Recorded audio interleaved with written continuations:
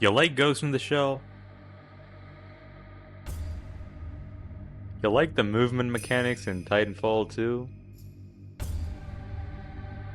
You like first-person shooters with bullet time in them? You like boomer shooters like Quake and Doom? Well, I'm sure you'll like Sprawl.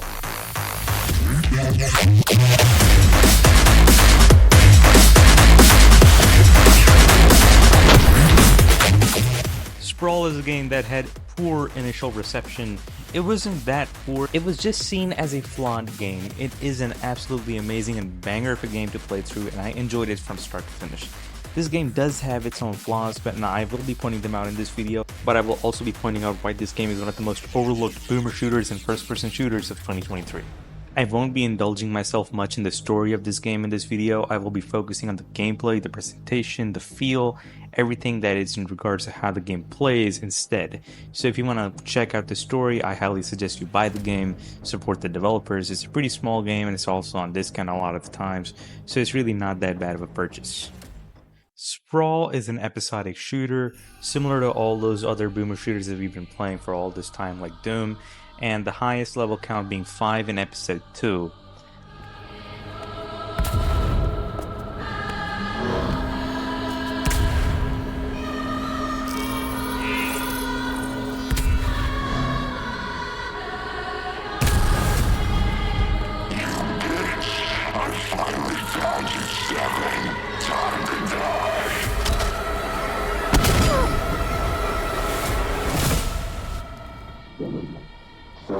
Wake up. That's basically the gist of what's going on. That's like an opening cutscene that kind of sets the mood for what the game is. The first few minutes allow us to get used to the movement mechanics of the game, and really allow you to see and feel the world. The movement mechanics are really akin to Titanfall, and I really enjoyed that. And not only that, the game also really makes it feel that you are actually in control of Seven, and really makes you feel like a crazy robot ninja kind of thing. Government forces have had enough of anomalous factors interfering. Rebels, hackers, unaccounted for ex-military runaways such as yourself. This is what your fate had in mind for you, until I stepped in. That's a whole lot of tone setting right there, and basically that's the gist of everything. You just want to set free and you get your first weapon, which is a dual-wield pistol. It's got an incredible range and it's really fun to shoot, and it's actually something that you keep coming back to. It's not something that you just completely throw away after getting other weapons, even though the other weapons are really overpowered, and I'll showcase them in a bit. This is a really good weapon, and it's really fun for doing like these critical headshots and stuff like that. The thing with headshots and critical shots is that when you slow down time, you get these glowing bits, as you saw with me doing the headshot. And when you do headshots or critical shots, they reward you with pickups like health pickups, ammo pickups, and adrenaline pickups, which is basically your slow down time mechanic meter. The game has a very generous loadout, like you get your dual pistols, your dual SMGs, you also got a super shotgun, not a normal shotgun, a super shotgun right off the get-go, a grenade launcher, and you also have a chain gun that has a lot of firepower. You got a railgun, which is basically a railgun, and you got a rocket launcher that shoots a bunch of rockets as soon as you fire. The only word I have for describing all of these weapons is overpowered. A lot of these weapons are actually game-breaking. Like the chain gun, for example, it does slow you down while you shoot it, but it has so much damage output that you can just absolutely turn anything into minced meat. That is one of the main critiques a lot of people had, and personally, I just had a lot of fun with those overpowered weapons to begin with. Like, they're not bad at all, and I enjoyed it. If you want to have a power trip, these weapons are your go-to. Who doesn't want a weapon that turns everything into mincemeat, right?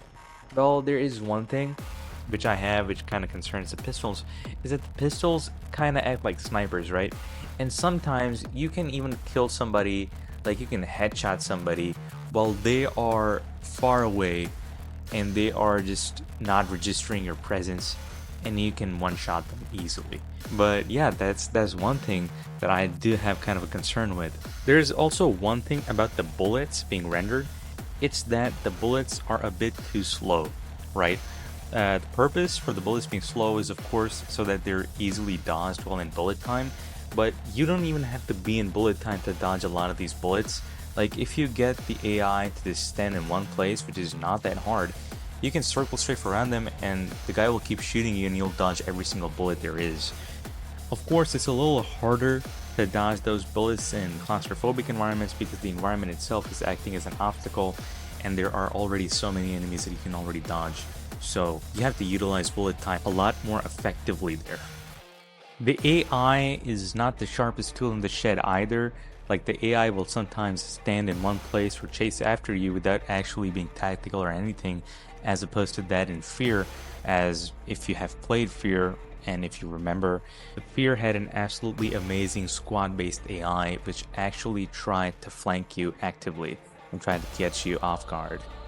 These are some of the critiques and concerns that a lot of players had, including me, and personally these things did not bother me the slightest, and I did enjoy this game a lot because this game has a lot more to offer, and it has a lot of good things to offer, more than the slight shortcomings that this game sadly has. To judge a boomer shooter is to judge its shotgun, and the shotgun that SPRAWL has is absolutely amazing. The way this game gives you the shotgun and also gives you an entire playing field just to test this baby out and go absolutely haywire and shoot the ever-living shit out of these corporate bastards is a feeling. And it is so goddamn satisfying because it is an urge, you know, like when you're playing a boomer shooter, you're always waiting for the shotgun, like when will I get the shotgun? And when you do, it is amazing. And the absolutely lovely nod this game has to you receiving the shotgun is the icing on the cake. This was once your favorite, wasn't it?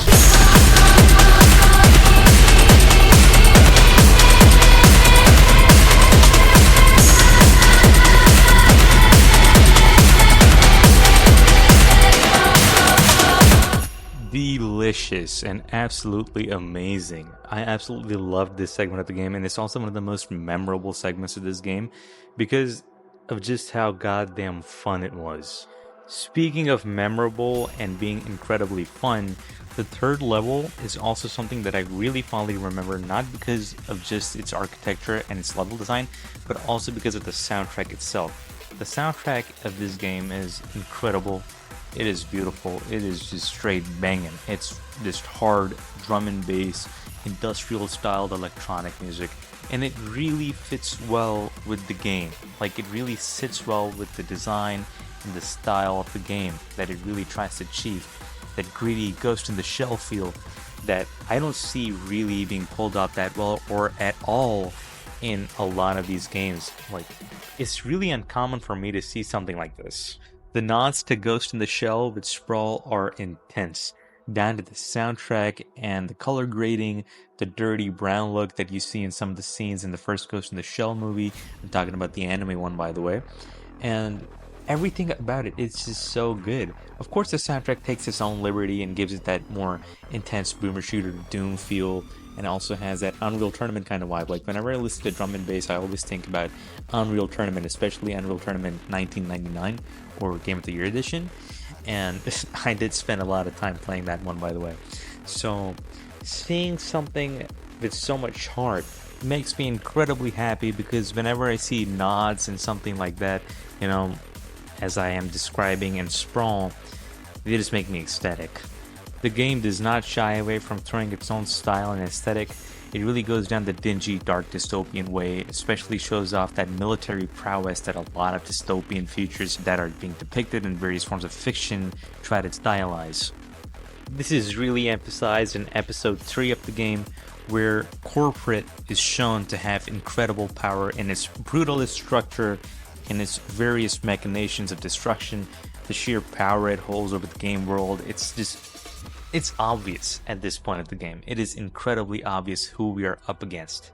The game throws everything at you. It throws all enemy types. It throws all kinds of different shit at you just to hold you back, and you have to go all out as well because you have a full arsenal. You have all your weapons that the game has to offer, and you just have to go all out. That's all there is left to that at this point of the game. In E3M1, right off the get-go, This game throws everything at you, and you have your full loadout, so you're expected to do the same. You're supposed to throw all of that you have, and it's not easy. It's definitely not easy. Since I'm actually playing this game again after a long time, I was having trouble recording a lot of these clips. I was having trouble. I kept dying. Like, I died a lot playing this game, and I'm not playing that game in a really high difficulty setting. So this game is definitely not easy. It's far from easy, that I can assure you. There are some boss fights in the game. I think I mentioned that prior, but I'm not going to be showcasing those boss fights because I want you to experience those boss fights for yourself. The boss fights aren't that much, but it does add a good variety to the levels, and it adds a good variety to the gameplay. It doesn't keep the levels monotonous. This allows the game to pace itself, and it does so in a really well done fashion. Do I suggest that you play Sprawl? Yes. I've been playing boomer shooters ever since I was a young kid. I've been very fond of the genre ever since, and I absolutely hated when they started to change the style of first-person shooters to the more COD and Battlefield style. I actually hated that. I despised that era of gaming, and I'm really happy to see games like Sprawl make a comeback. That's why I suggest that you play Sprawl. Get this game on a discount if you want, but do give this game a shot. And this video is an invitation for me to you to give Sprawl a try. It may be flawed, it may be not the best boomer shooter in the market, but it is definitely different. It gives the player a lot of power and a lot of control, and it lets the player really enjoy themselves. This game is far from bad. It's far from something that will bore you. If you stuck around for this long, thank you so much. I hope you enjoyed the video. And if you did, leave a little like, leave a little comment. If you want to see more videos like this, subscribe. If you have any suggestions, leave them in the comments below. I hate begging for likes, but that's the only way the YouTube algorithm will see that my video is good and people want to watch it. And I really hope that this video was in your face when it got to you. But even if not, thanks a bunch for watching, and I'll leave all the links to my music as well as the game and everything down in the description.